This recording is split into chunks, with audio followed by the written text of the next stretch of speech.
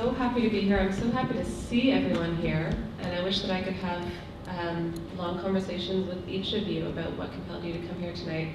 I think we're starting an important dialogue here around some of the connects between self-esteem and body image for young girls. I think it's the beginning of a conversation that will hopefully continue not only here at St. Clement's, where the wonderful educators have been having that conversation for some time, but also in all of our kind of homes and workplaces. The important work of raising self-esteem for young people and increasing positive body image happens in familiar places, and often without our knowing consciously that it's happening. We know that up to 30% of young women will be bullied at school or taunted at home based on their appearance alone. Skewed to the negative, what that tells us is that we interact with and teach young people sometimes without even knowing that we're doing it. I'm here today representing the National Eating Disorder Information Center, just to talk very briefly about what it is that we do. Our focus is on prevention and information as it pertains to eating disorders and also body image and self-esteem. So how do we do that? Well, we have a helpline that Bell Let's Talk, the community fund, has just graciously donated to. So we've got that helpline. It's available for people to call between 9 a.m. and 9 p.m. at night. It's a great resource, particularly for young people who may have a lot of questions about eating disorders, and I know from doing work in the community that they all do, but a lot of the time may not overtly want to ask them, particularly in front of their peers. It's a great resource for them to call anonymously if they wish. We've got a website with a ton of information on it, and we also regularly come out and do workshops in schools, in community settings, and we run professional development training workshops as well.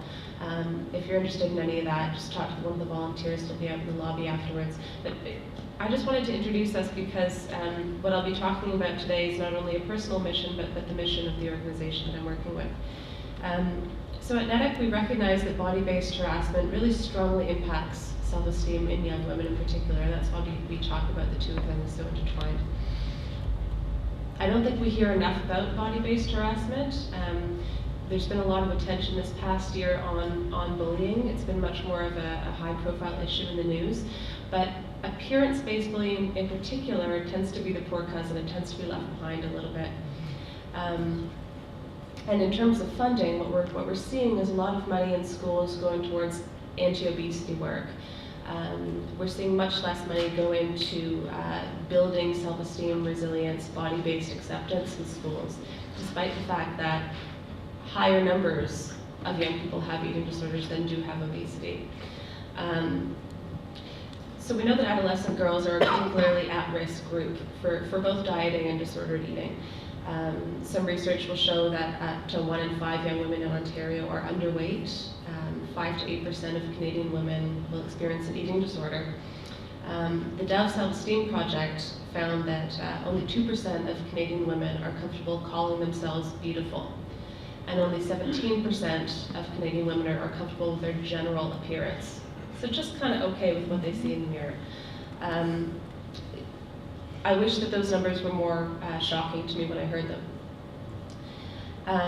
So at NEDIC, what we're doing, we're aiming to prevent disordered eating and encourage greater resilience, not only by supporting individuals, but by looking at the whole picture in which people are situated, so the whole biopsychosocial environment in which youth are raised. And that includes all the different factors that are impacting their relationships with their bodies.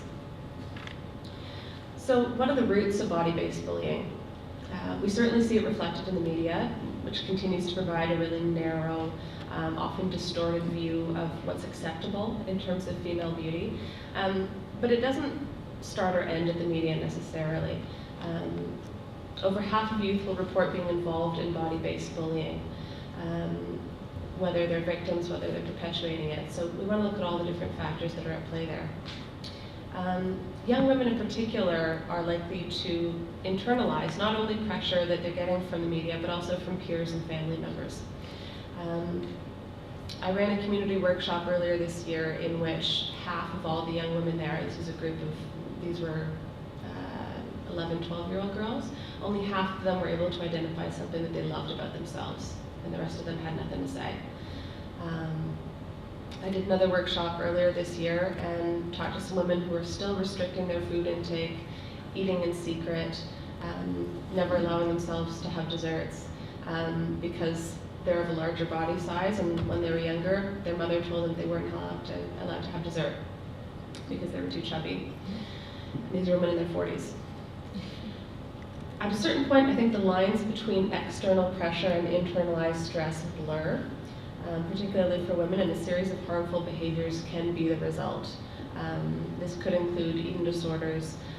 It could also include the tendency to bully ourselves when what we need most is actually support and nurturing and gentleness from ourselves as well as others. So a lot of problematic dieting is now perceived as normal, and I'm glad that Karen touched on that. This can really lead to the idea that being unhealthy, that being unhealthily slim, is something to conform to. And I think it also helps to contribute to the myth that eating disorders are a choice or a helpful method of losing a great deal of weight. We know at NEDIC that eating disorders are not a choice, that they are a highly complex psychiatric illness and quite dangerous as well. So anorexia, for example, 10% of people who develop anorexia may die within 10 years having the illness. It's a lot more serious than we think it is, and I think that being aware of some of the myths that surround the issues are important.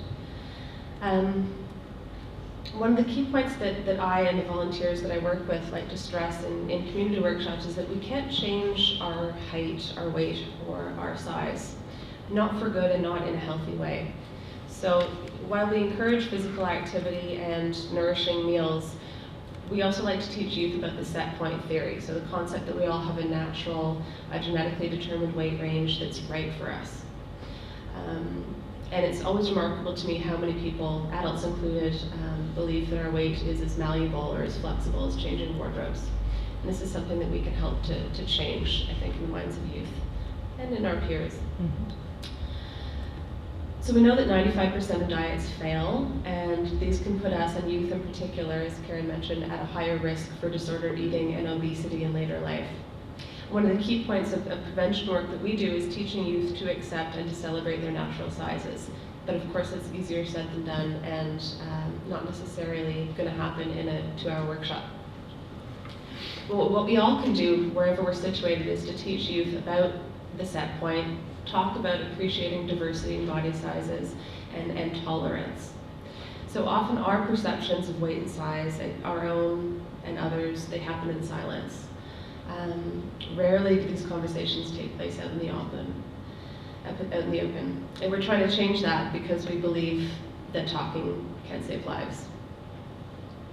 So what can we do? We can look out for youth with heightened sensitivities, youth who may be going through a transitional time, who may be facing additional barriers, personal or larger sociocultural barriers, children who may be acting out or withdrawing, they may be having trouble managing different demands and pressures to conform.